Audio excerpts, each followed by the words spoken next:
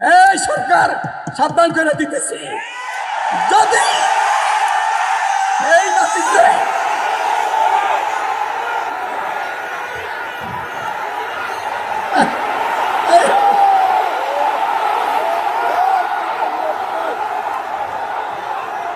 আমি শেষ করে দিতেছি।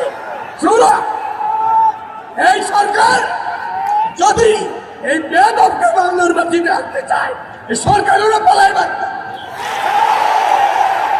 সেদিন 24 তারিখে বাবু সালামে আমাদের সেগুলা দিস বাড়িদার ওবায়দুল্লাহ ফারুক সাহেবকে বলছিলাম, দাওয়াত দিলেন, সারা দেশকে দিলেন, কিন্তু সময় দেরি করে দিলেন।